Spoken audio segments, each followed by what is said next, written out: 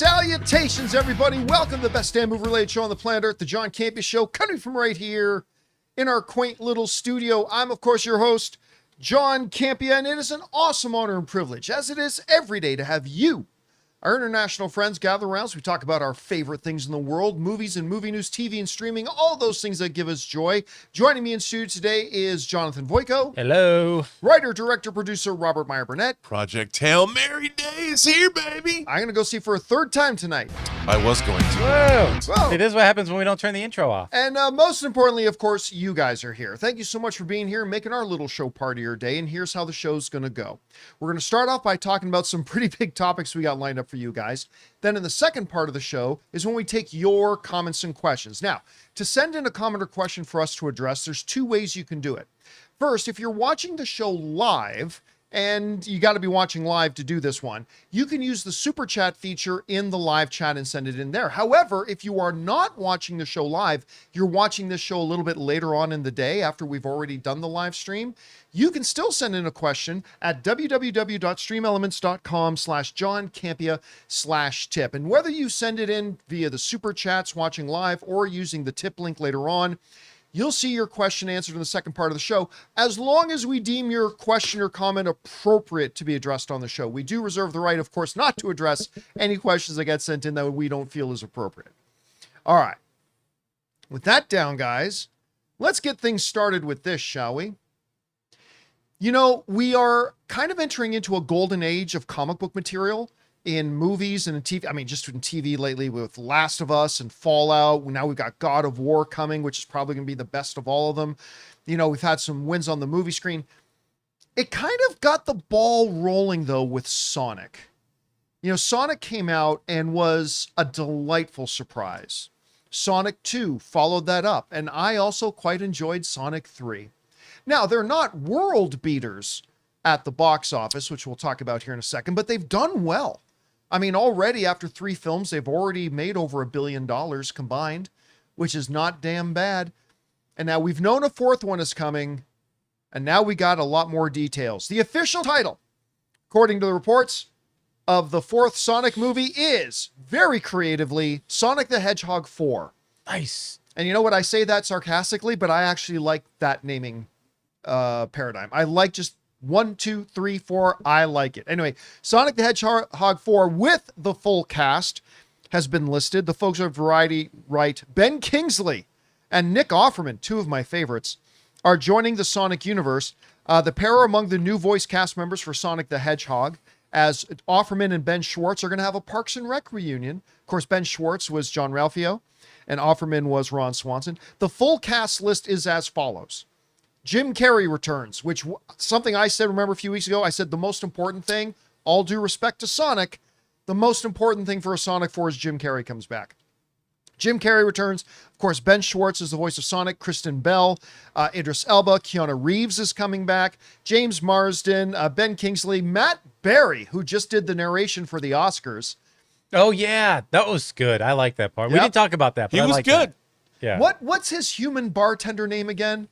Oh, gosh. Oh, I'm freezing on his name. Guys in the live chat, if you remember his human bartender name, please write it into the live chat. From What We Do in the Shadows. Yeah, from What We Do in the Jackie Shadows. Daytona, yes. Jackie Daytona. Human bartender. One of the greatest episodes of comedy television ever.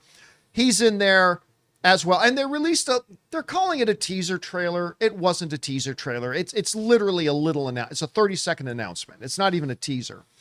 But just kind of setting up that it's coming, and it's coming next year. So it's coming in a year.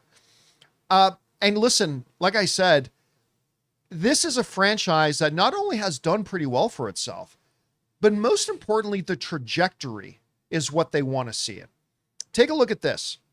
Sonic the Hedgehog films have made over $1.2 billion worldwide. It started off very respectively with Sonic 1, made $319 million. But then the important thing isn't the 405 of the second one, it's that it increased. You saw it going up. That trend continued with Sonic 3 with $492 million going up. The first two alone made 724, all three combined $1.2 billion. And I'm going to go out on a ledge here. I think Sonic 3 will crack $500 million. Or 4. Or sorry, Sonic 4. I think Sonic 4 will crack the $500 million mark if this trend continues. Mm-hmm. So, I mean, the success this thing has had has been fantastic. Making a fourth one was, of course, a no-brainer. I mean, look, as somebody who likes all 3 of the movies, if you watch my show, you know I adore these films. I have a really good time with them. I will admit, by the time I got to the end of the third one, which I enjoyed, I do kind of feel the steam maybe running out of it. I mean, it's there's not a lot new you can do. And so I wonder how they're going to crack that code with the fourth one. Look, I'm going to give them the benefit of the doubt until they prove otherwise. Sure. Am I a little bit worried that the shtick has worn off? Maybe. Or maybe they got 3 or 4 more good films in them. I don't know. We'll find out. But I do think this next one will crack 500 million. Anyway, Rob, you saw the report. We got a release date for it. We got an official title. Jim Carrey's there. Nick Offerman. Sir Ben Kingsley is coming in. All What's great standing out names. to you? Yeah. Well, John, look, I think that I've always thought of this as kind of a unique franchise because you remember the fan outcry about the way Sonic looked in the first film after the first trailer. The eyes was in the released. mouth. And people bitched and moaned and complained. And what happened? They changed him. They listened to the Sonic fans, realizing this is our core audience. I mean, these are the people that are going to turn out opening night, and maybe they have a point. And I actually think they did have a point because the redesign worked very, very well. And the movie turned out to be, I think, a hit more than they might have thought that it was going to make. I had no interest in a Sonic movie. I didn't either till I saw the first First one was pretty good. Yeah, I it was was. like, this is really entertaining. And I think that they've sustained that. I mean, they've added, I don't know much about my Sonic lore, but they've added the characters and they've added new names and new celebrity guest voices, not guests, but celebrity star voices. And I think this is a franchise that, look, built as a shameless cash grab to go after the Sonic franchise. This is the artistry in this was they showed it when they redesigned Sonic. But this is a franchise that, as far as I'm concerned, has engendered its success to me because it's shown that they care about the fans of this franchise, they care about Sonic himself, and they care about providing, look, this is not high art. It ain't. But these filmmakers have shown they know what to do. And I would say this Sonic 4, I hope it makes over $500 million because they've earned that right. They've earned, this is, I never thought I'd say this, but this is a franchise that is creatively honest. Yeah, it never tries to be anything other than what it is. No. And it just aims to be joyous and fun and adds a little bit of emotion into it. Honestly, one of the biggest laughs I've had, one of the biggest single laughs I've had in the movies in the last 10 years is that scene, I believe it's in the first Sonic movie, when you got James Marsden and his wife, and they got Sonic in the suitcase. And their people think they've got a child in it. Right. That whole sequence plays out so funny. And then in Sonic 3, I don't know why, like if I read this on paper, I would have said this is going to look stupid.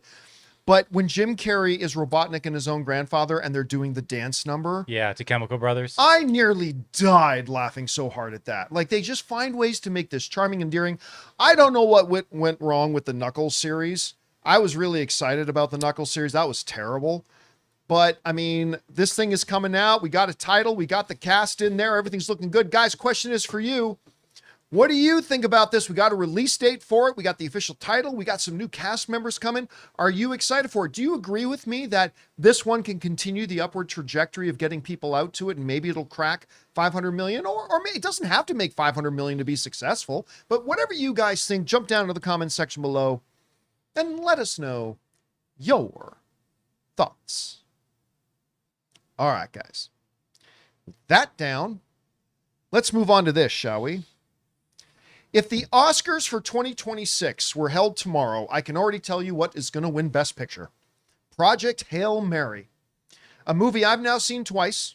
I'm going to go back and watch it again for a third time tonight. I think you're going to go for your second viewing tonight. I can't. Oh! I can't. Family commitment showed up and I'm like, God. All right. 15 Well, per soon. 70 millimeter. I'm going to go back this weekend, though. But you Soon know what? you'll go see it I again. will be eating popcorn tonight out of my Project Hail Mary popcorn bucket, the helmet that I got the first time we So saw it. in spirit, it's almost going to be like you're there. That's right. So I guess I am going to see it for a third time tonight. Now, I really suspected the movie would be great. Then I saw it, and I know the movie's great. It's going to get nominated for Best Picture next year at the Oscars.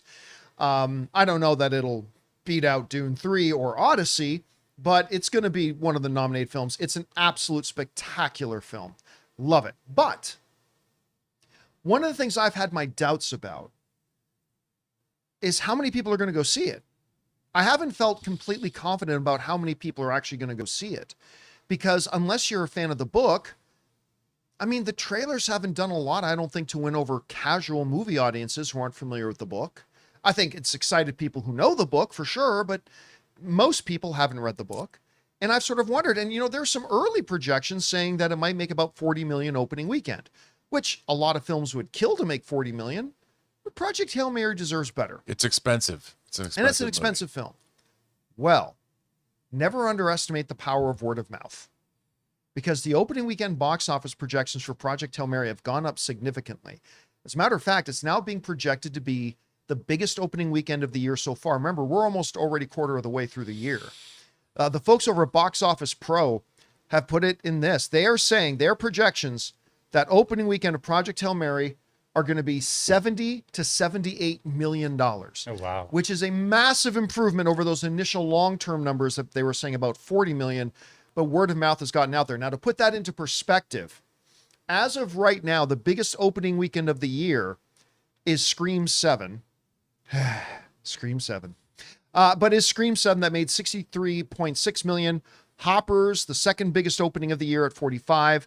Wuthering Heights, the third at 32 million. Goat at 27.2, and Send Help, which was a delightful movie. Yep. If you guys haven't seen Send Help yet, find a way to see Send Help. It's a great film.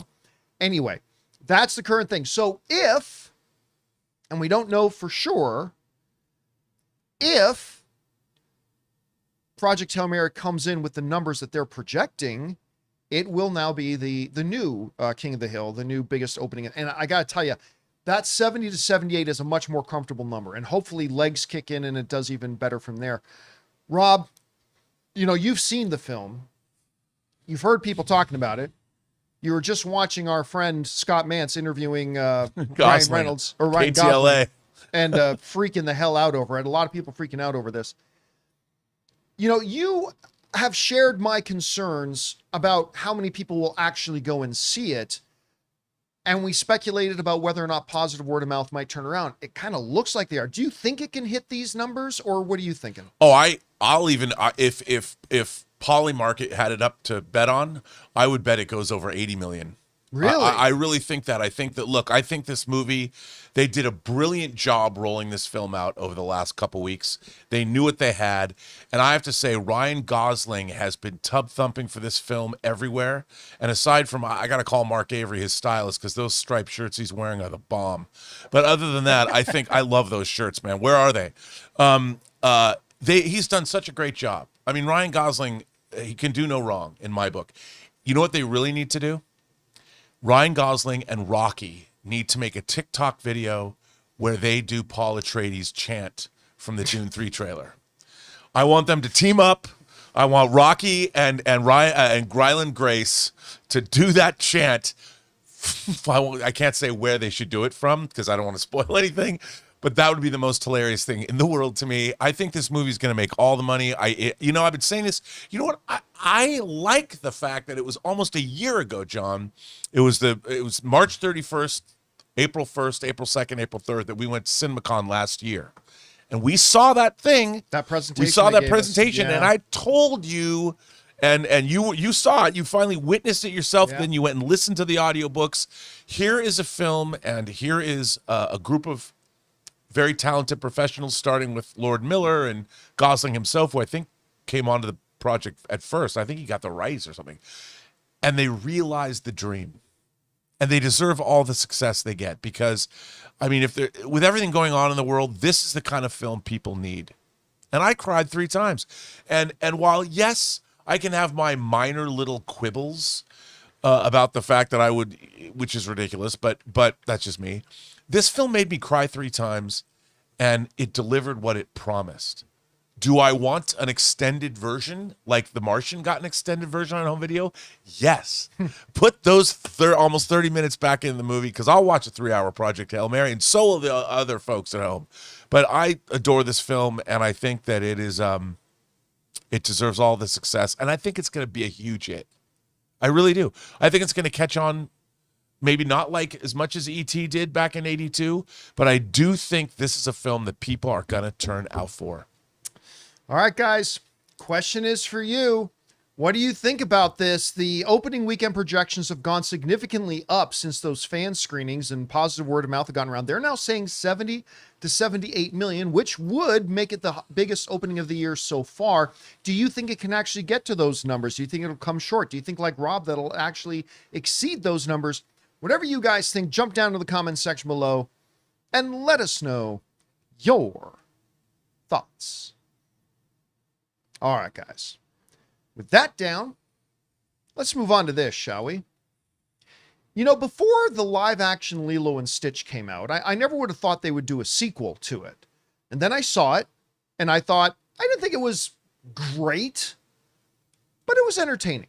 It was good, and the little girl in it, I will... Unbelievable. Watch. By the way, she was just in that one with Jason Momoa and Dave Bautista.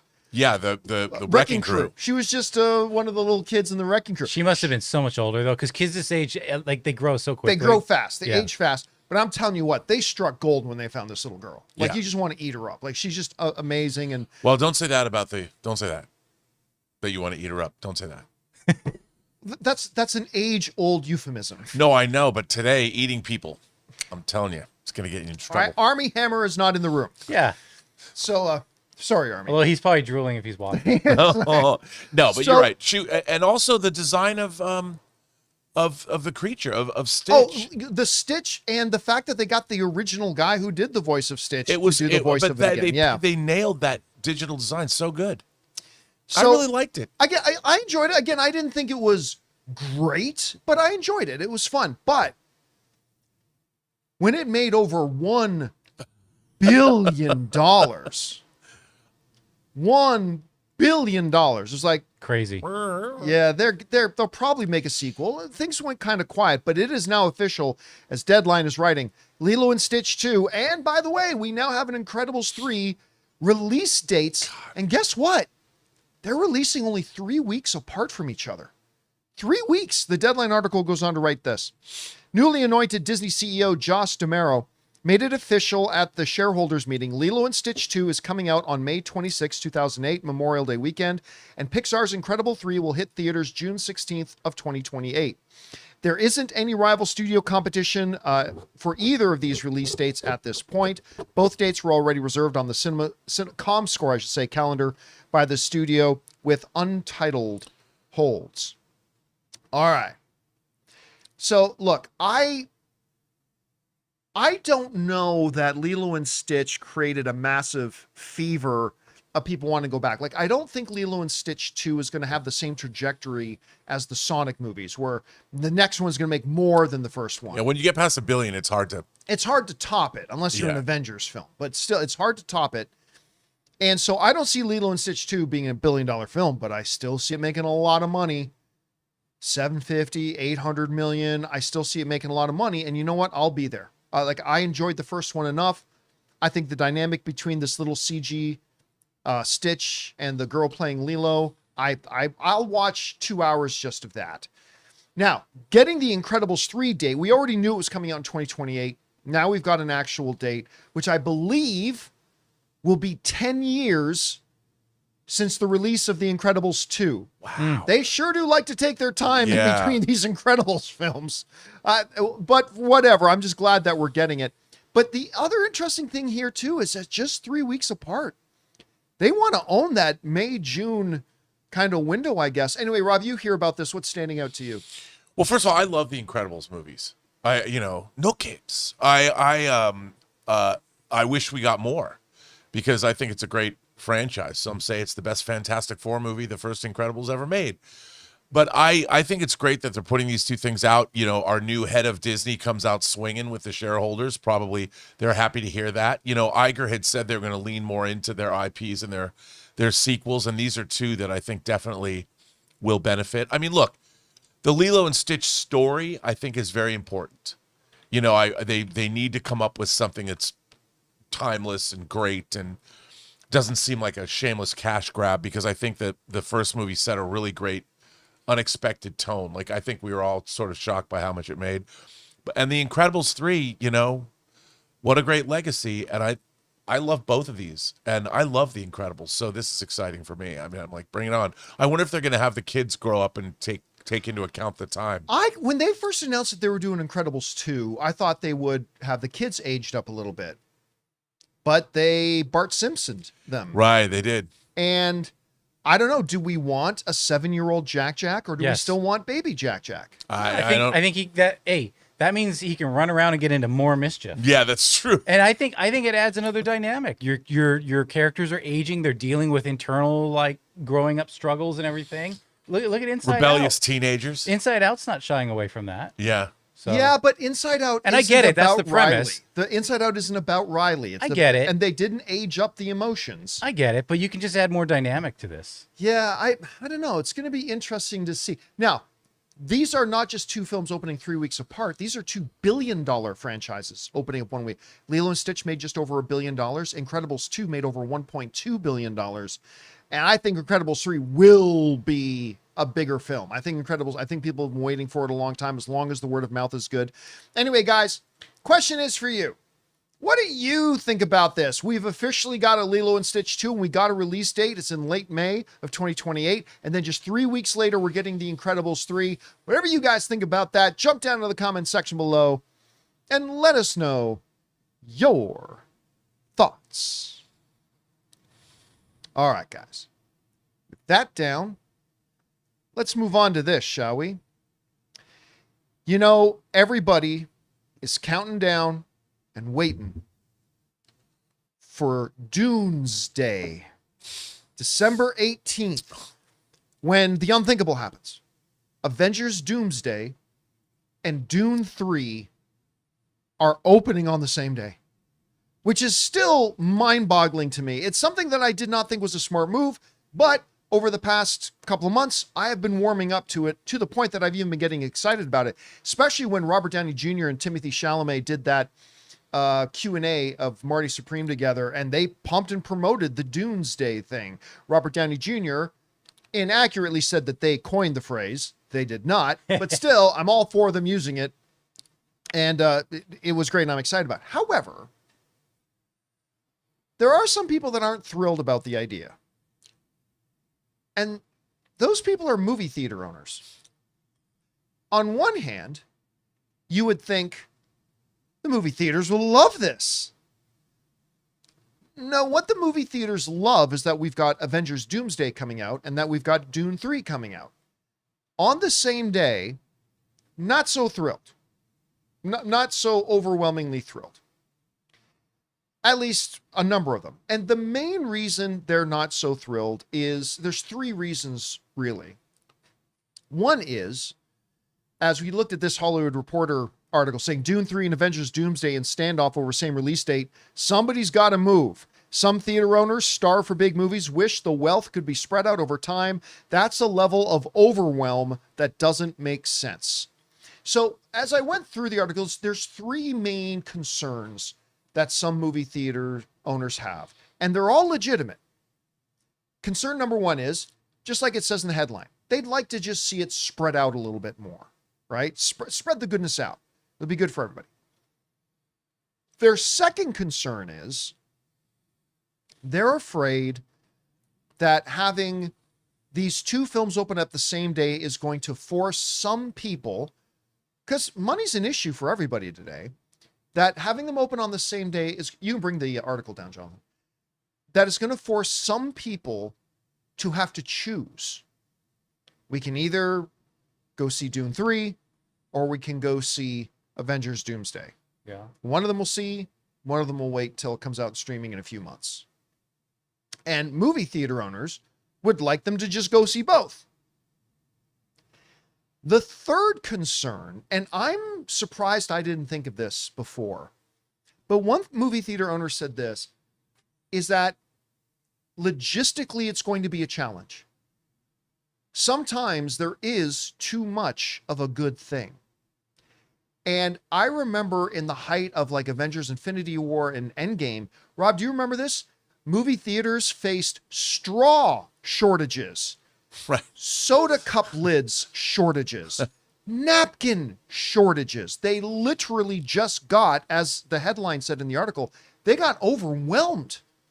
They just weren't ready and prepared to have that many people come in. Imagine Thursday, December 17th, as Avengers Doomsday and Dune 3 both open, and Friday. Imagine the parking at these theaters.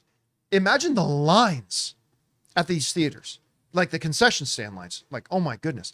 Imagine. And so again, instead of spreading it out, there are going to be people, I know this for a fact because I'm one of them. If I get into a movie theater and I see a line more than 10 people deep, I'm out. I'm not going to leave the theater, but I'm just going to go into the screening room. I'm not going to buy the popcorn. I'm not going to buy I don't feel like standing around in a line for 20 minutes. So that means fewer concession stand sales, which, by the way, that's where the movie theaters make their money. It's not with the movie tickets. They only get about a third of that.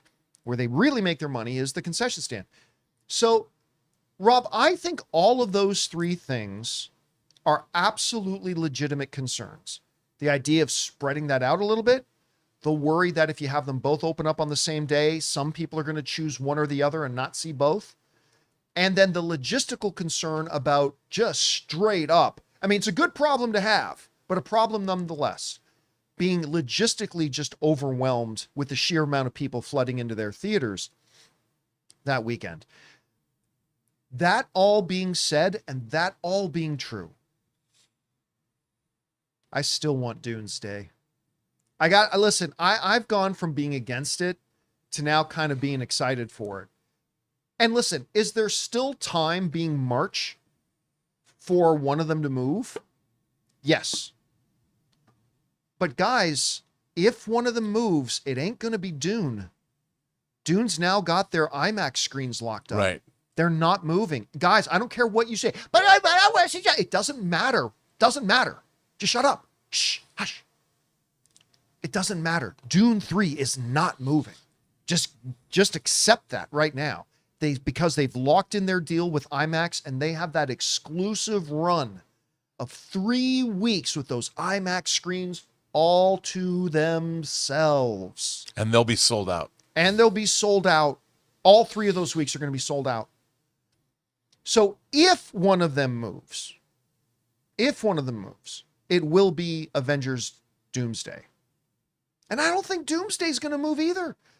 I think Disney loves that Christmas season release window for their big epic blockbusters. They love it. Makes them lots of money. They don't want to move.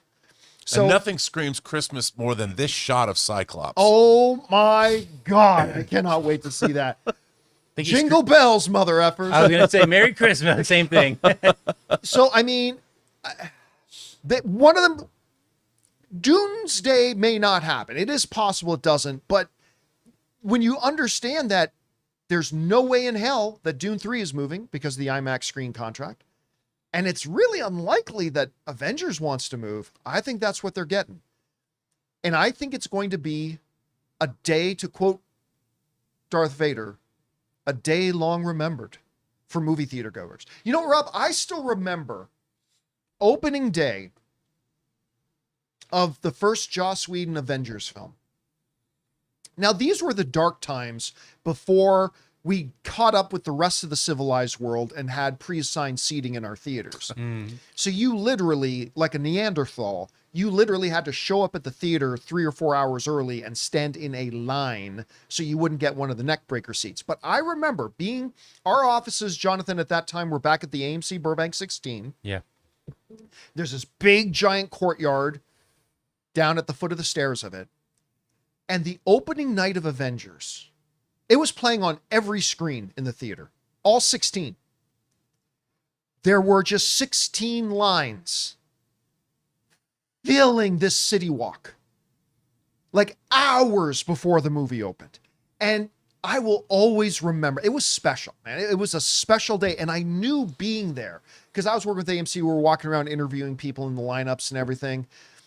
And we had Clark Gregg there, I believe, that night with us, Agent Coulson, who was going around theater to theater with me to introduce the movie. It was a really, really cool night. But I remember walking around there thinking, I'm always going to remember this as a movie fan, this event. I think Doomsday is going to be like that. Not the lines outside, but just seeing Super Bowl-like fever, Super Bowl-like frenzy, excitement, joy. You know, I think we're going to see packed theaters, and not spreading it out. Is it a problem? Yeah. Are there going to be some people that are going to pick one or the other instead of both? Yes. Is it going to cause some logistical nightmares with that many people coming into their theaters when, let's face it, for the last 6 or 7 years, they haven't been all that accustomed to that many people coming in? Yes. All that is true. And I'll still take it. So anyway, Rob, you hear some of the concerns that some of the movie theater owners have. I think they're legit. What do you think of the odds, or can you see any other potential problems with them opening both of these films on the same day? If one of them moves, which one do you think moves? And do you think we still ultimately get Doomsday? Well, okay, there's a lot of problems. Like, let's just say for the time being that Marvel wants to pull up Doomsday and release it in November before Thanksgiving. Right. The problem with movie releases now is they're optimized for worldwide distribution. So you have movies that are subtitled, you have movies that are dubbed, you have movies that are all these different kinds of things. And Doomsday is going to be a worldwide release. Sometimes they even release these movies early, but this is going to be a big thing. And that means that they're like, let's say 2 or 3 months out. If they lose a month, they have to pull back a month. You know, it pushes the movie's release date forward, even though it's pulling it back. They have less time. And if they're indeed doing reshoots and they're indeed deep in post, this movie has probably, it would not surprise me to find out that Doomsday has more visual effects than any other movie in history. So that's a problem. I won't be, I mean, it'll get, Avatar will give it a run for its money, but you're right. Well, you know, Avatar would, because it's all a special effect. Special effects, yeah. But the length, if Doomsday is longer, I mean, I don't know to believe whatever reports. I don't think they know how long it is right now because it's still being refined and all that. But it just might be not possible to bring up Doomsday by a month. And Dune's not moving because it's locked those theaters in. So it might IMAX just be theaters. Yeah, the IMAX theaters. So, you know, how cool is this shot, dude? Come on. Oh my God. You know, the one that I think it's on the same pedestal, but the camera's from the front and it's Anya Taylor-Joy in her white gown blowing. Oh, that's the shot right there. Bro. I saw that shot and my jaw dropped. That is pure cinematography. Yeah, man. And they shot this movie on film, you know, because it's not Greg Fraser. It's the guy who shot La La Land. And anyway, somebody please release a 12-inch remix of that chant because I want it. But I like, this is a huge deal. This is fantasy filmmaking at its most epic. And already, since they've dropped that trailer for Dune 3, the hype is real, man. Everybody on social media is making videos, girls and guys, about that chant. Who do you call to? My God. I mean, what are the lyrics? Great. I want to learn how to sing that. All the clubs should have remixes of that. I want to go to Ibiza and I want to listen to the. You know what it reminded me of? You know the rugby, the New Zealand All Blacks. Right. Yeah, man. It's their haka they that's do. What. Yeah, that's totally what it is, man. Yeah. You got to stick your tongue. You know when you do it. I love being in New Zealand and seeing Maori hakas. It was the greatest thing in the world. But this is like the ultimate space haka, you know. And it is Timothée Chalamet doing it. And you know what? He should just start walking around and wherever he walks, just sing that song. Just walk into a room. You know, I don't want to be disrespected anymore. Bring his knife with him, his crystal knife. You know, but I don't know if it's possible. Ultimately, now, like you, John, I want Doomsday. You know why? Because there's never been anything like this. There's never. I mean, Barbenheimer comes close. but it's different. But this is the same thing. Like, this is for Yeah. us, man. This is for us. Not that Barbenheimer wasn't. And I thought Barbie was actually a tremendous film. For Barbie what was a it wonderful was. film, so was Oppenheimer, You know? but they were targeting two different demographics. Two very different demographics. Dune 3 this and is Doomsday, for us, though. man. This is for us. And like, you and I are both big Doomsday supporters. I'm not one of because it's all the character stuff. The action, whatever. I just want to see all those characters talk to each other. You know, I want to see Ant-Man talk to Shang-Chi. I want to see that. But I do think that they should do a trailer where Victor Von Doom's in Latveria and he walks up some staircases and musters his troops singing this song. That would be the ultimate Doomsday They ad. need to release a joint trailer where it's a tight up on Doctor Doom and his mask, and you hear a rumble, and the camera starts to pan back, and as it gets wider and wider in frame, you realize Doom is riding a sandworm. Bro. And it just says, Avengers Doomsday, Dune 3, December 18th. I mean, the possibilities, and you know that Robert Downey Jr. would be down for that. He's probably begging for it And right now. you know how they have those videos where one person talks to another person, but they're the same person. Yes. You know, like that. They've got to do a Florence Pugh one. You Okay, know, where she's she's in Princess both. and yeah, she's Yelena. Oh, that would be And- really and- funny. I mean, that would be hilarious. And they just need to embrace all of the social media and just go for it, because people will love that. And you know what? To the legitimate concern about logistics in the theaters and handling it, I like to bring this up. You know, Ann and I were walking around when we went to go see Project Hail Mary at the Irvine Spectrum. We're walking around. It's a big outdoor mall. It's a beautiful place. And we're on our way to the Apple store because I want to see the new Neos. As we're walking down the boardwalk, though, there's this clothing store, and there's literally a lineup out front of the clothing store. Uh-huh. I'm like, what? For like What's going preview on of- in there?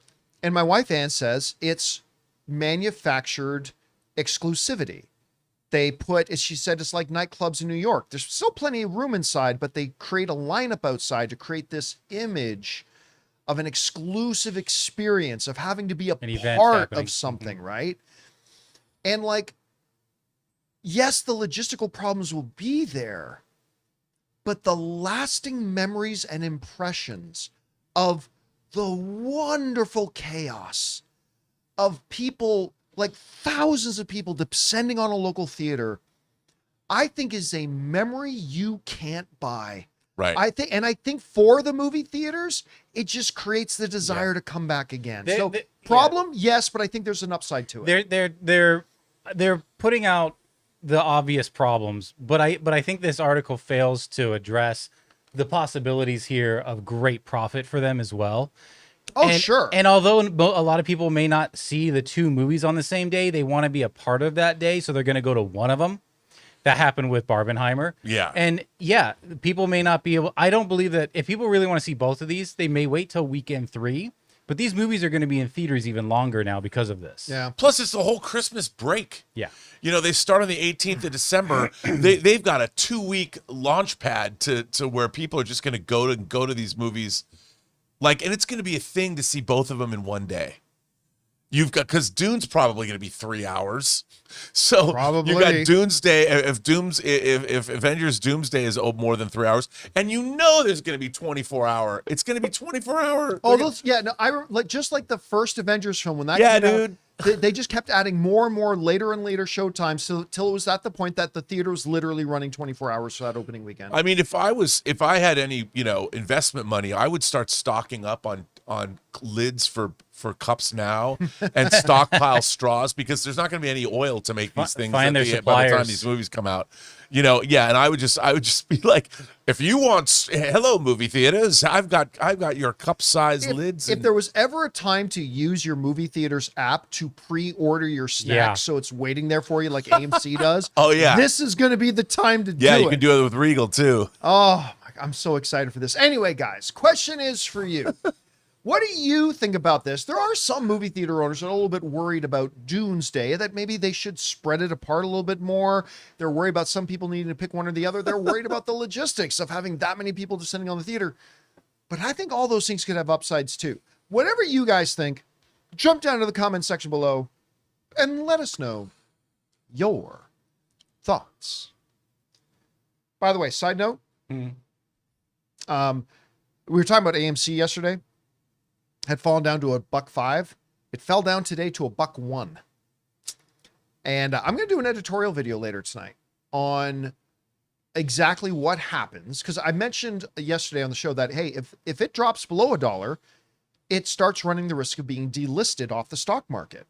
And a lot of people are like, wait, that can happen. What does it mean? So I'm going to do an editorial video later today. Watch it for the channel later that I'm going to go through what happens if AMC stock does go below $1 and what can the repercussions of that be. So guys, keep your eyes open for that a little bit later. Anyway, with that down, guys, let's move on to this.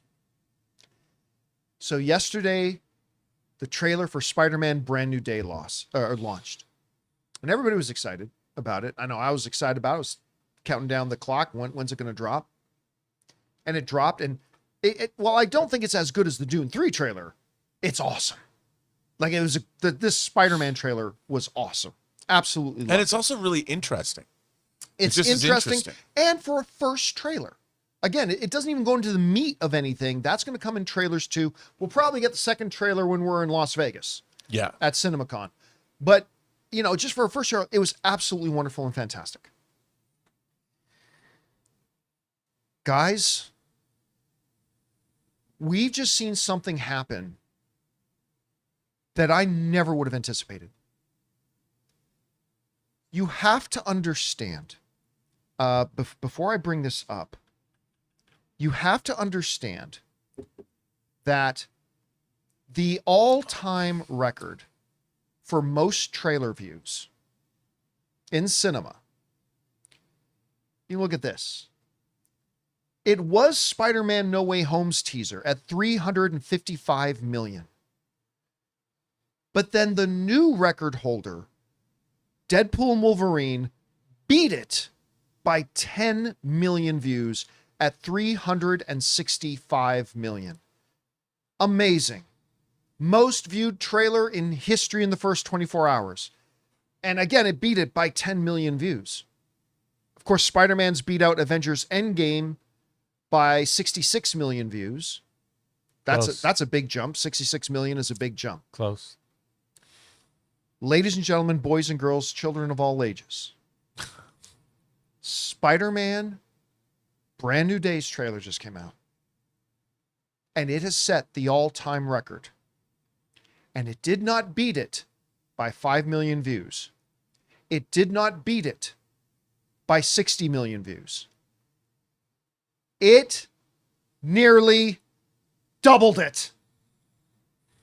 718.6 million views in the first 24 hours, nearly doubling. Doubling the existing record. When records get broken, they are broken incrementally. This thing just nearly doubled it. It beat it by like 350 million views. Yeah. That's a lot of people watching that trailer, John. It beat the all-time record. Remember, this is the record for the first 24 hours. It beat the all-time record in 8 hours. In 8 hours, it broke the record. At 12 hours, it was already over 500 million. And this morning, Sony put out the official number, 718 million views in the first 24 hours. If you had asked me yesterday, do I think that Spider-Man could become, this new trailer could become the all-time most viewed I would say no. I think it's going to be in the top 5. I can see it. I think people are excited about Spider-Man. I think especially with like Thunderbolts, Wonder Man, Fantastic Four, creating some quality again. I think it's upped people's anticipation for new Marvel material, including Spider-Man. I think it'll be top 5. Yeah. Top 5. Guys, listen, I just think there's a lot of you right now. Here's my worry. I think there's a lot of you right now who are just looking at this and just seeing a number. It nearly doubled the all-time record. And when the record is only beaten incrementally, That's insane. Yeah, it was beaten by 5 million, by 50 million, by 10 million.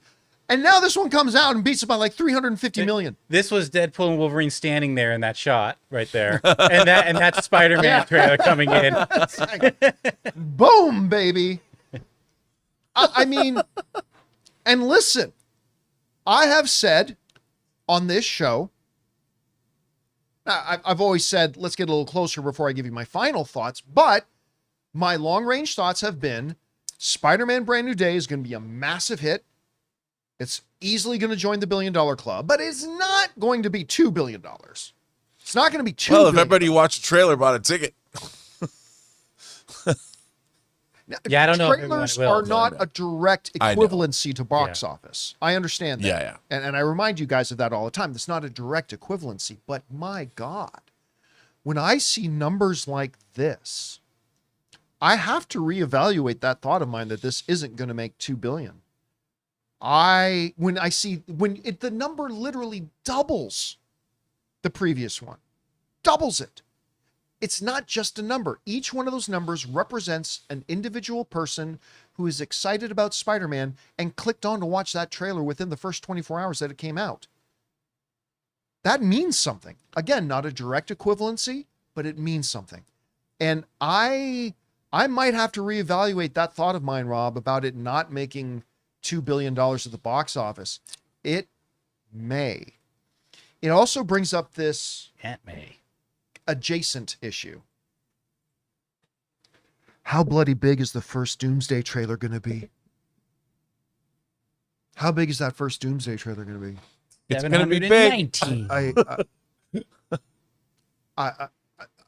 I mean, when you're talking Robert Downey Jr., Captain America, Thor, Loki, everybody. I mean, I don't know, but that's another issue for another time. But I mean, Rob, this is a word I don't throw around a lot. This is historic. I don't know that we will ever again, I'll go on record right now, we will never again see the all-time trailer view record broken at this level ever again. At double. It's never going to happen again. We will never see the we will never see the trailer views record beaten by 95% ever again. It's never going to happen again. This is it. Now, something will eventually beat Spider-Man Brand New Day. I think Doomsday will, but Doomsday's not going to be 1.4 billion in the first 24 hours. I just don't think, I just want us to appreciate this is a historic moment. What we're seeing here is never going to happen again. And wow, the potential that this movie now has completely gone off the scale and off the charts, Rob. Anyway, you saw this number, surprised. I mean, come on, you got to at least be surprised by the sheer scale of it. I don't know. What do you think? I was very surprised by the sheer scale of it. But I think what it means, though, is more significant. I think, there's been a lot of cynicism about the MCU over, post Endgame. That's changed. And I would say this. We've talked about, you now have the fruits of Thunderbolts, Fantastic Four, Wonder Man, the upcoming Daredevil Born Again, Spider-Man Brand New Day, Vision Quest, and Doomsday. For all the cynicism and all of the, every single day, there's a new leak. Like I told you, there's that spigot. They now have the guy working 24 hours at Disney that just is spewing Avengers Doomsday spoilers. There is an excitement. I don't care how cynical you are. The fact that this many people, and it's not just, it's people watch. I watched this trailer multiple times because I wanted to catch everything. What I loved about this trailer was it's very different from the other 3 Spider-Man movies.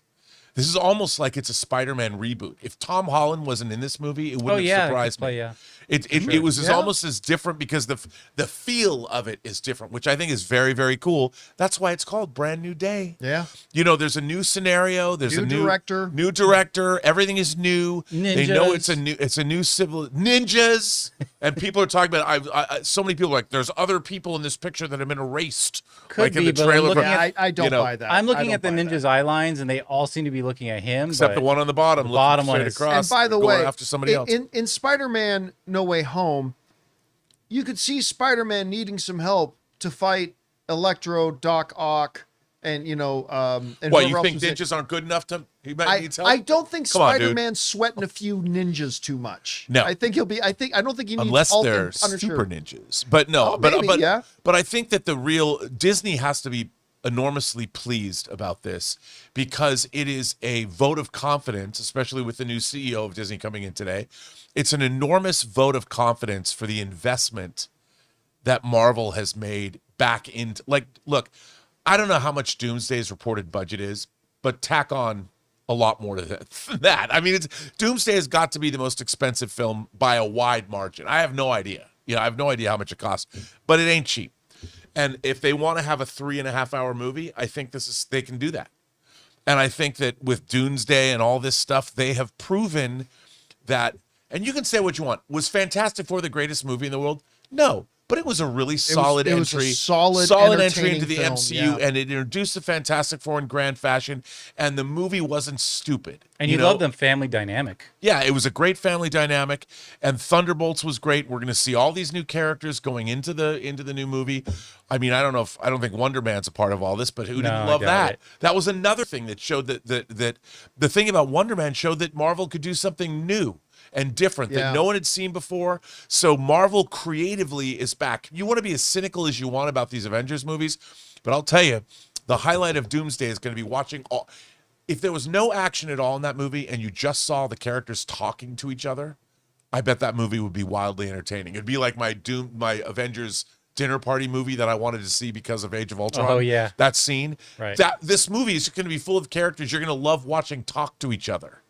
And I think, and plus, there's the multiverse is going to be destroyed. So there's that too.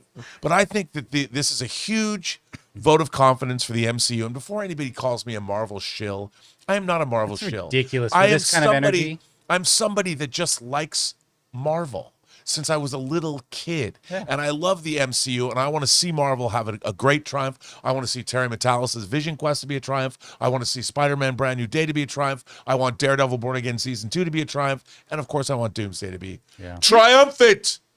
Come at me, bro. Here's the other thing that I think this is a really big indicator of. We always talk about how winning cures everything, Yeah. right? I think these numbers also reflect something you were alluding to there, Rob, which was the tone of people's feelings towards Marvel has absolutely been coming back around over the last year. It has. Built up. And that's what happens when you start putting out a succession of high quality stuff. Thunderbolts was wonderful. Fantastic Four, Ann and I went to go see it 3 or 4 times in theaters. Wonder Man was incredible. Shame about Captain America 4, but Yeah. what have you, whatever. I think this, as much as anything else, shows that the work that Marvel has done in the post-Chapek era, not that I'm blaming it all on Chapek, I'm just saying in the post-Chapek era, is already now paying off. You see that people are still very interested in this. Yeah. And by the way, in my Hulk Hogan, where are all those people who kept telling me all about this comic book movie fatigue? Where are you now? Where are you? Huh? You under there? I don't know. Where are you now? We were telling you guys that, as the movies were sucking, it's like it's not a coincidence that as the quality was dropping, that interest was dropping. And we kept telling people, this is not comic book movie fatigue. It is mediocre movie fatigue. Mm-hmm. It's fatigue of mediocrity. And I said, when the quality comes back, you're going to see the interest comes back. Bring this up again. How's that for interest? How do you like them apples? Does that number look like people are tired of this? So does tired. that number look like people aren't interested in this material anymore? Does that look like that remotely? As the quality has started to increase, people have started getting excited again. Now listen, Spider-Man was going to be big, regardless of if Thunderbolts was any good, regardless of if Fantastic Four was any good, regardless of if Wonder Man was any good. Let's not kid ourselves. Spider-Man was going to be big regardless. It wasn't going to be this big. Spider-Man wouldn't have these numbers if it wasn't for the fact that the overall sentiment from the movie-going audience has turned back towards Marvel again, and people are starting to get excited about this again. Well, but it's also, though, I would dare say, I mean, I got to point out that obviously the Spider-Man franchise is a Sony franchise, and Spider-Man, I think, has also been built up because of the Into the Spider-Verse but films. made by Marvel. Yeah, but yes, but made by Marvel. But the Spider-Man character is easily probably the most popular overall in whatever different quadrants that Marvel has and always has had. Spider-Man has been sort of an ever constant. When you think of the word underoos, it was Spider-Man under Rouge you wanted first. So I do, but what that trailer told me, and I have to tell you, I was quite surprised by the trailer because it felt more adult, and you don't know what's going to happen. Like there's all these, you're seeing all this stuff going on, but how does it all relate together? And what's he going to do about MJ and Ned? And how's this all going to work? And what I loved about this trailer is there's not any the apocalyptic events will come in Doomsday, but it made me wonder, like, what's Peter Parker gonna do now? And watching all these different things, like he's mutating and there's new villains and doesn't have no girlfriend anymore. It just looked like, take the superheroics out of it, I just want to know what's going to happen to Peter. Like what that story and the story it looks like that they're telling is going to be something again like Wonder Man, that was unique and it was surprising and it was fun to watch. Yeah. And the secondary characters were all great, and you want Ben Kingsley to be a bigger part of the MCU. And yes, I'm happy I have Satoy from Iron Man 3, but it was a really great way to go. And I'm really excited for it. Yeah, and listen, they got the right guy to direct the new one. I mean, again, full credit to John Watts for doing what he did with those first three. They were great. Yeah, I don't understand. Massive success. I don't understand the narrative out now that like everyone's excited about this new journey of Spider-Man, but so suddenly we have to be like, didn't those other ones suck? Didn't the director suck? Yeah, no. Like, what is this retelling? We love those. This can only be this one because of the original three. Yeah. I mean, John Watts did an amazing job. Yeah. Like recreating Spider-Man again. It was the third reboot of it in recent memory, and he just killed it and set us up to now where we have, Destin in here, and it's going to be great. Anyway, guys, we are seeing history today. Because I contend this will never happen again. You're never going to see, there will be bigger movie trailers, but never bigger ones that beat the previous record by almost 100%. It's never going to happen again. Appreciate this moment because this is absolute history we're seeing. Anyway, guys, whatever you think about this, jump down to the comment section below and let us know your thoughts. Meanwhile, at Paramount. Meanwhile, at Paramount, hey guys, they got Jackass 4 coming out. Anyway, with that down, guys, it's time for us to move on, of course, to the most important part of our show, which is taking your live comments and questions. But before we do that, we've got to do two things. First, bid good afternoon to writer, director, producer Robert Meyer Burnett. Great job as always, my friend. We'll talk to you tomorrow. I'll be back. And of course, we're going to take a second and thank the sponsor of today's episode of the John Campea Show, our friends at Factor. We want to take a second to thank a sponsor of today's video, Factor. Hey guys, you know how it is. Between the daily live show, tracking the latest box office numbers, and planning our next movie meetup in the van, my schedule gets absolutely hectic. Now, somewhere between the first warm weekend and realizing short season is getting close, eating well stops just being optional. Factor is how we stop letting a busy schedule be our excuse. They provide fully prepared meals designed by dietitians and crafted by chefs. I had their smoky Gouda mac and shredded beef after a long editing session last week on that Spider-Man Rights video I did, and it was amazing.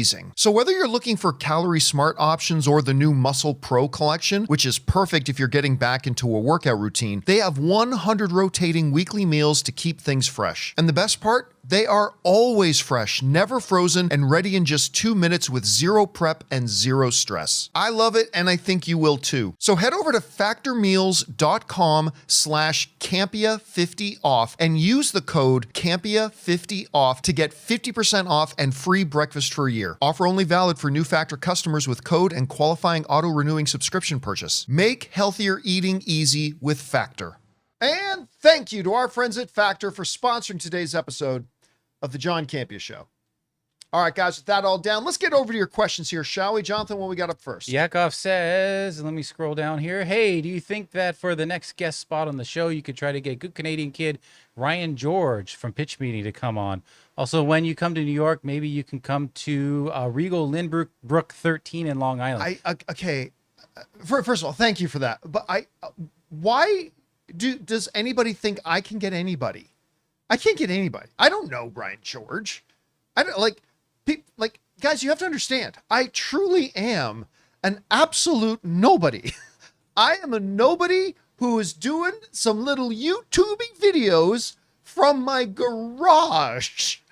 Nobody knows who I am. I don't I literally had somebody, it was a few weeks ago, because I mentioned that, I'm going to be cheering for F1 to have some Oscar success. Like, somebody literally wrote an email to my email address, like, upset, saying, if you really want to support it, why don't you have Brad Pitt on your show sometime to promote it? Yeah, because that's all I got to do. Mm-hmm. I just got to say, hey, I summoned Brad Pitt to be, nobody knows me. Nobody gives a shit who I am. I don't know. Listen, I'm a big fan of Pitch Meeting. Big fan. And I love that Ryan George is a Canadian, and I love the stuff that he does, but he doesn't know me. I just can't reach out and get people to be on my show. Anyway. All right, what's next? We got Wesley, who says, first 10 seconds of the trailer feels dedicated to getting back to basics of Spider-Man. Moment of himself missing his friends before swinging into patrol. No HUD in the mask. Well, yeah.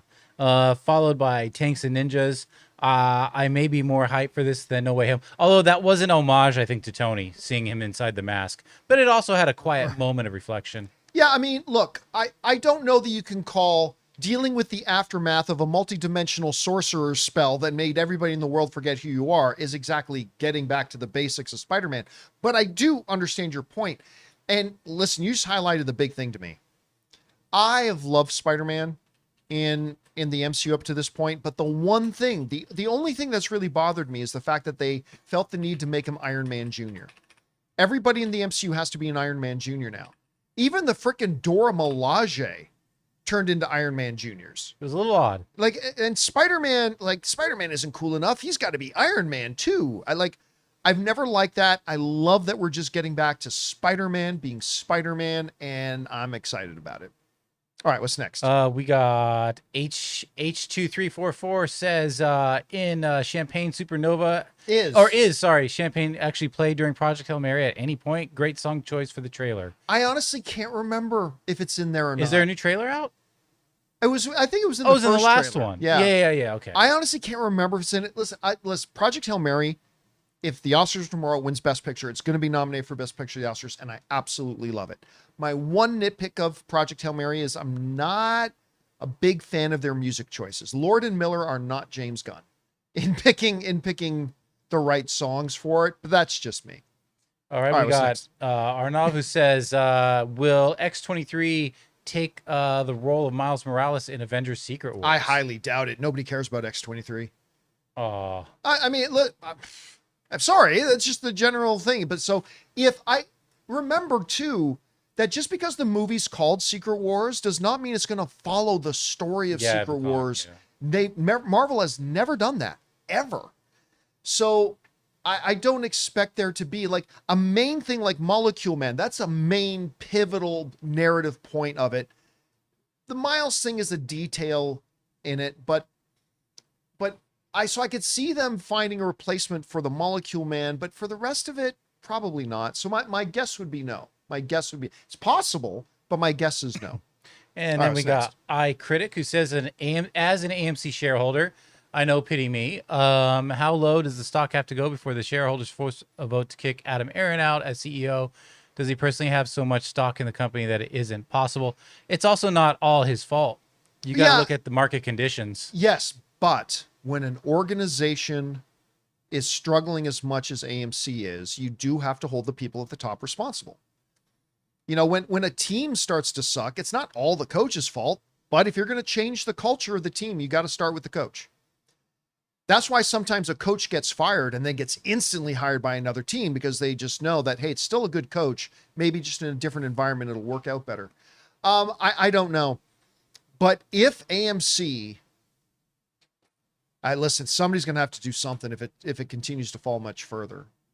But listen, it's going to be a good year at the movies, and that can do nothing but help AMC. So I'm going to make an editorial video about this, but we'll talk more about that later. We got Mike, who says, question regarding God of War series. Why do you think they decided to focus on the Norse saga versus start with the Greek and go in order? Is the Greek too violent and just too, for lack of a better word? Have you watched The Boys? It's not too violent. Yeah. For Amazon? No, they're starting with, because that's the one people care about. The Norse story is just better. It gives you a Kratos now with the son. It creates a father-son dynamic. It's just better storytelling. It just is, guys. I'm sorry. And the people, the studios know that the average television viewer, the average person at home, is going to be much more attracted to those stories. They are deeper, richer stories. And that's why they're starting with them, is because that's just the best one. I just don't think the general audience is going to be as interested in another badass story that starts in the Greek era. By the way, I'm not saying that the games aren't great. I'm just saying this is the logical place to start. It's the right place to start. It would have been a terrible decision to do otherwise. So that's why they're doing it. And it's going to be plenty violent, like very, very violent. All right, what's next? We got Zombie Cubed. I think the mutation is a misdirect in the Spider-Man trailer. All of his clothes are black, and I think that's representative of the symbiote. Nope, you're incorrect. Could be way off, but Venom will disguise as black normal clothes. Even his underwear is black when he wakes up. No, you're incorrect. It is mutation. It is mutation. Listen, that's not to say this isn't Doomsday. I don't know every detail that happens in Spider-Man Brand New Day, or Spider-Man No Way. Yes, Spider-Man Brand New Day. So, I mean, yeah, it's possible, but I don't think Sony is at the point that they're going to start letting Marvel use Venom quite yet.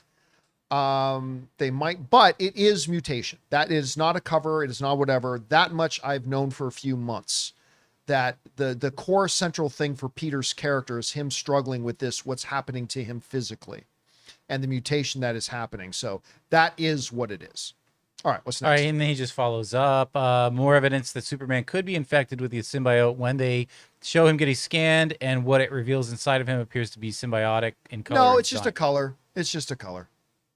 All right, what's next? Austin Fernandez. Hi, John. My message got lost the other day, but I meant to ask, is final voting for the Oscars after the nominations are in? Also, does via preferential Also, is it done via preferential ballot? preferential ballot. Do they rank all 5 or 10 nominees for best pick, or just like the top 3 or some other number? I said that, like, how does a tie happen in a preferential ballot? But you're right. In the preferential ballot happens for the nomination process. After the nomination process, it's just a straight up vote. So there are, oh God, I can't remember how many branches there are now, but there are a whole bunch of branches of the Academy: the actors branch, the directors branch, the writers branch, the cinematography branch, the music branch, the visual effects branch, all that kind of stuff, right? Now, the members of the individual branches, they are the ones who come up with the nominees, right? So actors don't come up with the director's nominee list. Writers don't come up with the music nominees list. The individual branches come up with their own nominees, and that's where the preferential ballot is used. I think once you get all the nominees, then the whole Academy votes on the nominees. Like, once the individual branches make the nominee list, now the whole Academy votes on the winner out of the nominees. But a tie... Listen, I can see how a tie happens if you have 20 people voting. How do you get a tie when there's over 9,000 people voting? Like, that's staggering. That's crazy. That is absolutely crazy how that happened. Anyway, for those of you who don't remember, best live action short film at the Oscars was a tie this year. And it's not the first time it's ever happened. It's happened, what they say, 6 other times in the history. But how that happens when you have that many voters to me is crazy. Yep. All right, what's next? We got Captain Deadpool. Hey, John and company, I've been a fan for the last year and a half and enjoy your content a lot. Thank you so much, man. The Spider-Man Brand New Day trailer definitely seems to adapt the other storylines from the books. Too bad they wasted Ezekiel and Madam Web to not have him in this one. I don't think they need him in this one at all. And by the way, again, just like I was saying earlier, Marvel has never really closely followed any of the stories from the comics. They get inspiration and are influenced by it, but they never like take the story from the comic and let's just do that story. They've never really done that, and I don't think they ever will. Some might take more inspiration than others, but don't. Yeah, I think there's probably a number of sources they drew inspiration from. Some of them are obvious, but I don't think this movie needs Ezekiel at all. So I think they're fine without him. All right, then we got Rathan, who says, hi, John and Krug, totally excited for Brand New Day.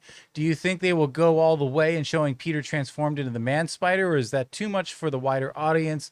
Love the show. Big thanks to you and the team for all you do. I don't see how a transformation scene is too much for the wider audience. I think that could work fine. Yeah. Yes, I think we will. I think we're going to get a full-blown view of Man-Spider. I don't know for fact. You're asking me to guess, so I'm guessing. My guess is that yes, we will see that. That's my guess. And I kind of hope they do, but we'll find out. Then we got Brandon Salad, who says, hey, crew, bought the Harry's trial kit, and I'm super satisfied. Oh, thank you, man. Best shave I've had in a while. Support the show by getting them sponsors, peeps.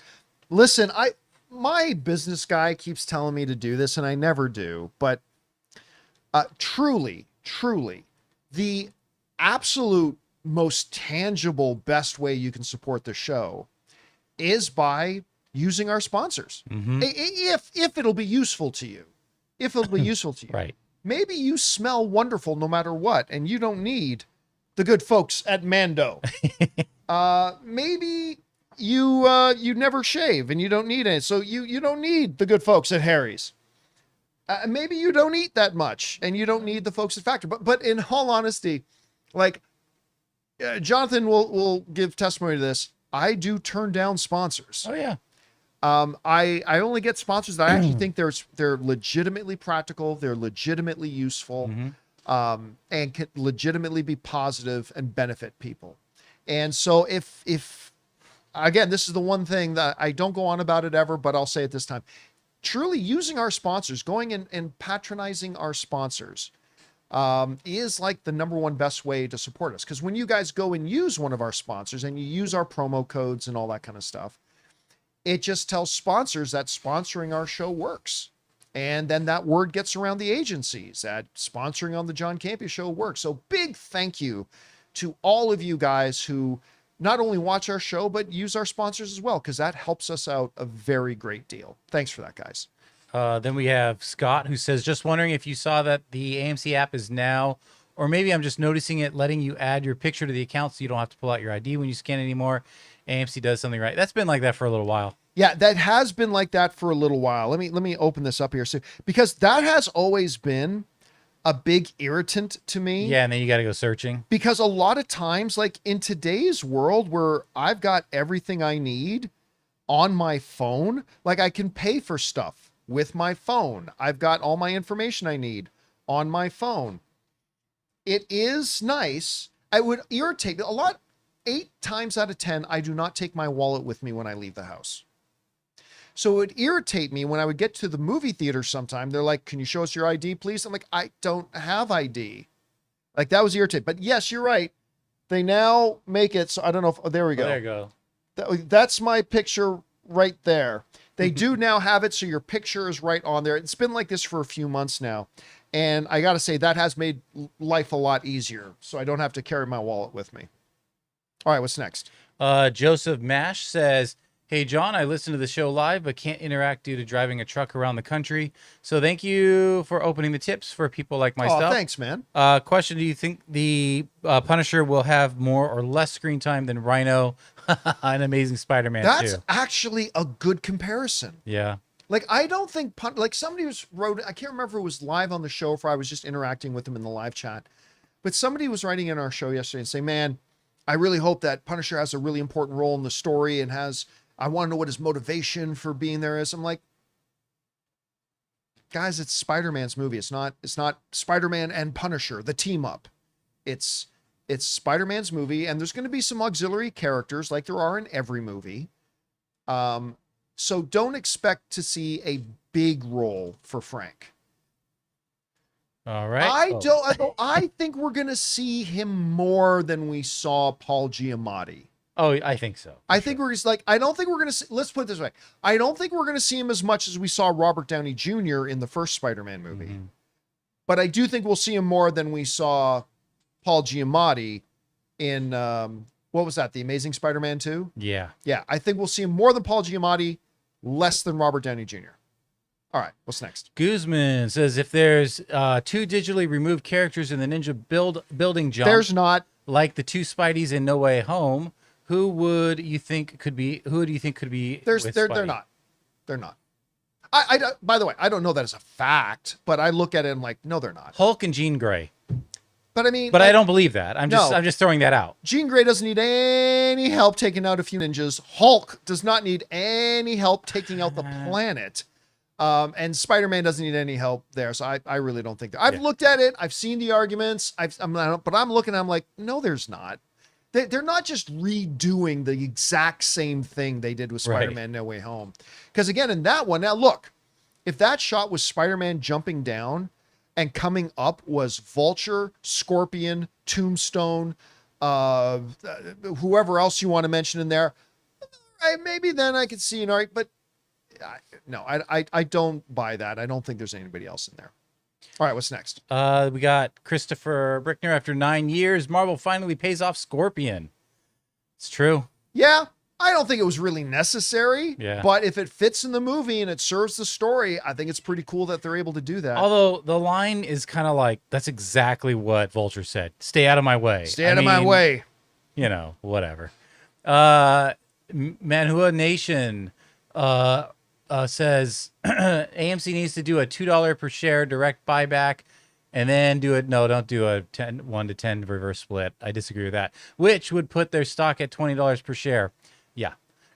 This would desaturate their stock and make it trade a healthier price. No. Well, I mean, what would happen is it's going to get devalued back down to $2 and we'll be at a 10. Yeah, see, that's the problem, right? Like, you can do that. And by the way, when I do my editorial video, the 1 to 10 reverse split is something they may have to do at some point. They better not, because they already did that crap. Yep, but they may have no choice. That's the thing. They literally might have no choice. But the problem is, as Jonathan pointed out, you can do that, and that might save you from getting delisted, and it would. But then it would go down to 9, and then down to 7. Unless you fix the underlying problem, you can do all the reverse splits that you want. But if you don't fix, again, the causation, the causality, then you can get it back up to 10 with a 1 to 10 reverse split.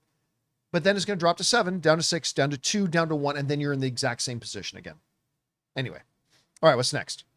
Silent Ghost. I think the comic shots will make up a montage of the last 4 years, and the Amazing Fantasy number 15 shot will be during the events of Thunderbolts with the Void. I just don't think that's a Void. It's a cloudy day. Yes. There's a lot of shots of cloudy days in it. I know there have been some people ask me, do you think Sentry's in this and all? And I don't. I think people are, but you know what? This is almost a good thing. This is taking me back to pre-Endgame times when everybody had wild speculations about how every single new movie coming out was going to go in 55 different directions. It's kind of reminding me of that. And that's not a bad thing. But no, I don't think we're going to have any of that. Yeah. All right, what's next? But I do agree with him. I think those are like with the boomerang guy and all that. I think this is a montage. Yeah. Jeff, not sure why people can't accept that Buffy reboot pilot wasn't good enough. The script was oof too. Don't ruin the IP with a terrible reboot. Reality is everybody's basing their opinion about what somebody else said. Nobody has direct exposure to it. Like I got told that I mean, if you listen to Sarah Michelle Gellar, she said it was stopped by one executive only at Hulu who said right off the bat he never even liked Buffy. I was told by a few people that the vision that Sarah Michelle Gellar and Zhao had was just not the same tone. They wanted to mature it up a bit. But anyway, the reality is you only think what you think because you read somebody else say something about it. And reality is we don't know if it was going to be really good, if it was going to be really bad, or what the real thing is. But we're never going to find out, I guess. All right. Then we got, let's see. Yeah, Jeff, not sure why people can't accept that. Oh, no, sorry, I just did. Silent Ghost. I theorize that Jean will be the one who controls the woman in the tank, releases Savage Hulk, and gives Ned and MJ their memories back. So is she an antagonist? Okay, so number one, I agree with your theory that in that one part in the trailer, when we see something is possessing and jumping from person to person, I agree that's probably Jean Grey. I don't know, but I agree with you. I have that same theory. I think a lot of people do. But I do not believe, and I've expressed why before, I don't believe it's Jean Grey that breaks the spell. Because Jean Grey has no magical abilities. The thing that caused the Peter wiped from everybody's memory is a magical incantation. It's a magic-based thing. Jean Grey has nothing to do with magic. She has telekinesis and telepathy, and I think if something's going to break that spell, it's got to be magic-based. Again, this is just me theorizing as an average movie fan, just like you. But because of that, I don't think it's going to be... So I do think it's Jean doing the jumping from person to person thing, using her telepathy to do that. But I don't think Jean is the one that breaks the spell because she has no magic to break spells with. Anyway. All right, what's next? Silent Ghost says over under 50%, the Phoenix Force will be in it. Under. In That's something you save. You You that. don't jump right into Phoenix Force when you're just introducing Jean Grey. So that will be... I don't think that'll be in this movie at all. We got John Redcorn. Sony was right not to spend money on the Super Bowl. Not necessarily. Because remember this.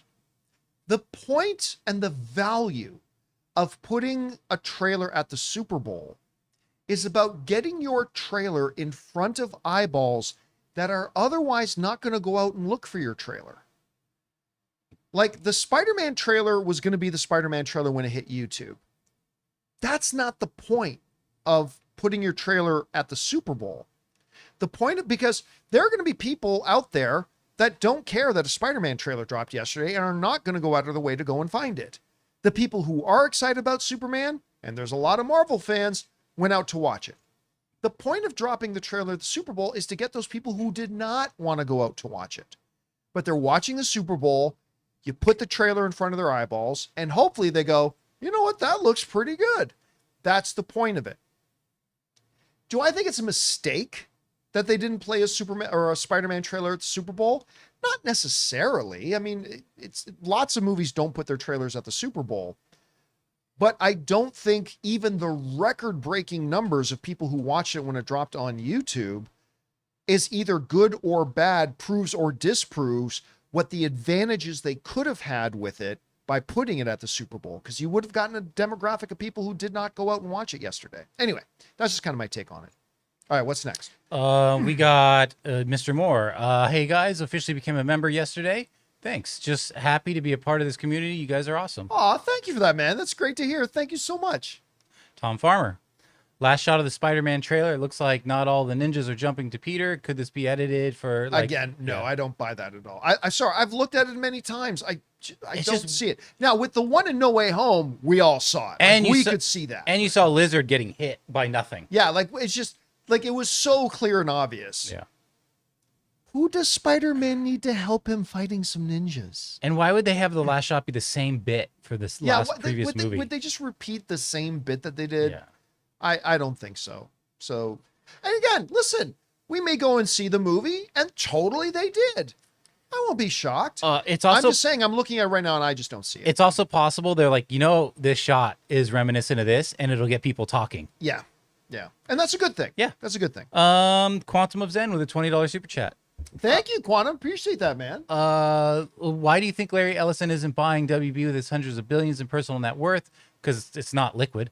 Corporate buyouts aren't as simple as writing a check, but the current plan seems to be risking both companies. Plus, an individual is going to own all the stock of a publicly held corporation. I mean, Okay, so I want to start with something Jonathan mentioned that he just kind of glossed over. Larry Ellison is worth X number of billions of dollars.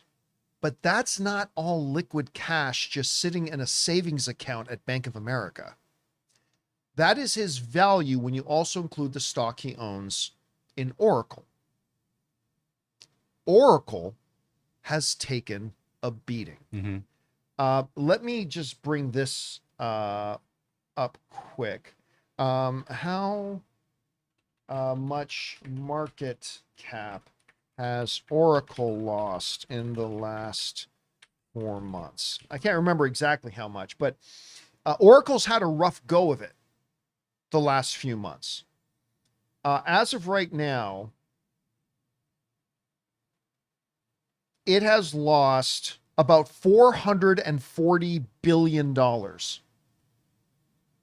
in the last 4 months. Oracle has lost about $440 billion in market cap. That directly impacts what Larry Ellison's. But for him, he would have to liquidate his ownership, a share of his ownership in Oracle, to turn that into cash. So he'll have to sell a lot of his shares to somebody else to turn it into cash to then go put it into Paramount. Well, why doesn't he do that? Same reason nobody does. Because then he'd be putting his own financial health at risk. Into a company that's in debt. Into a company that's in ridiculous amounts of debt. So yes, there's a lot of reasons why he doesn't do that. All right, what's next? By the way, he's already put up a lot of his own money just to do the purchase of Warner Brothers, let alone servicing the debt. All that money, Larry's putting up billions and billions and billions of dollars that he's underwriting with his own guarantees for the purchase of the company. That says nothing about the debt that comes along with it. So he's already investing a lot of his own money in there. All right. What's Bond next? Presents. Highly recommend checking out the trailer for Martin McDonagh's new film, Wild Horse 9. You know what? I know nothing about it, but I had a couple of people mention that to me already, and I'm going to have to go and look for that one. Interesting. Healing through cinema. Well, hi, if I don't see this DC universe get fleshed out due to the Paramount merger, I'm giving up on DC. Dramatic laughing. Which I currently love from Creature Commando, Superman, etc. Again, Paramount has made it public that they want to, their intention and what they want to do is keep James Gunn and Peter Safran. They are one of the big reasons they wanted to get Warner Brothers. But I made an editorial video a couple of weeks ago that I still believe. I think James Gunn is going to leave. I don't see why James Gunn stays. I really don't. Like Paramount, if you also watched my editorial on Paramount's debt interest problem that I put up a couple of days ago, the amount of interest Paramount is going to have to pay in 1 year on that $79 billion debt is $4.8 billion. That's just the interest. That's just the interest. It is $142 in interest a second. $12 million of interest a day. The amount of interest they're going to have incur in the first year is more than all of their total box office returns. That's just the interest on the debt. What that means is when they do take over Warner Brothers and now they're one big thing, they are going to do massive cost cutting. Why is James Gunn going to stay there? Also, if you remember what happened when James Gunn got fired from Disney, every single studio in the business lined up to offer him whatever he wanted to come to them. He ultimately chose Warner Brothers, but guess what? When he leaves Warner Brothers, because I think he will, Universal's going to give him whatever he wants. Sony is going to give him whatever he wants. Lionsgate will give him whatever he wants. Marvel will give him whatever he wants. Disney, on a bigger scale, will give James Gunn whatever he wants. He's going to have every option to go anywhere and do anything he wants. Why would he stay at a massively debt-ridden Paramount? So Paramount wants to keep him. I get that, and that's smart. I just don't see James Gunn staying. By the way, I could be wrong. I haven't talked to James Gunn about it. He's got a contract until mid-2027, so about another year. Mm-hmm. But I think when that year's done, man, I think he's going to split. Why would you stay? Anyway. All right, what's next? Seth says, hey, John wrote yesterday about if they keep Sadie Sink's character a secret. I meant more specifically, will they announce she's playing Jean ever in the trailer, or will it be ambiguous? I think everybody's going to know. Mm. But you're right. They may not actually come out and say, my name's Jean Grey. Nice to meet you. I'm a mutant. Yeah. So on the nose. Yeah. It might not do that. They might, you know what? That's for, I think they will, but it's possible that they just show Sadie Sink, take advantage of all the popularity of Stranger Things with its finale and everything, and maybe not just mention what her character's name is. I think they will, but there's a possibility they don't. You could be onto something there. All right, what's next? All right, we got the final four here. Regarding Project Hail Mary opening weekend, does the money from the previews Friday through Monday count toward the box office? No, it does not.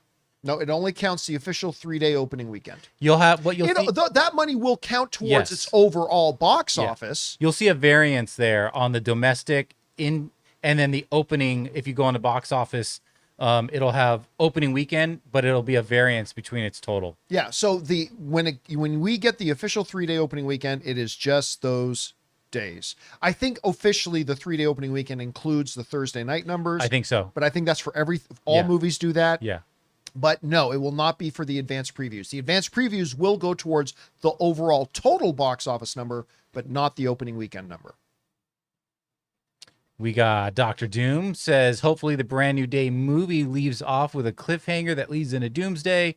LA Comic-Con on Halloween Day. Doomsday is coming. I don't believe it will. And I don't understand why you would hope that it does. I don't believe he's in it. So yeah, it's its own story. And Spider-Man is not going to be in Doomsday. And it's his story. I think his movie should have its own beginning, middle, and end. Again, I don't know what happens in Spider-Man Brand New Day. I'm just speculating as a movie fan, just like everybody else. Yeah. But I don't think it's going to have a cliffhanger that leads into Doomsday. And originally, weren't they supposed to be swapped in terms of when they were releasing? Yeah, Doomsday was supposed to come out before Spider-Man Brand New Day. Right. I mean, it's kind of crazy. Yeah. Okay, all right, what's next? Oh, no, two more. Dr. Doom says, speak of the devil, Doomsday, December 18th, 2026. Looking forward to it. Again, maybe they change it. Maybe we don't get this event called Doomsday, but I think we will. And I've been won over. I mean, I was against it at first. I didn't think it was necessarily a good idea at first, but I have been won over, and I'm now really kind of looking forward to it.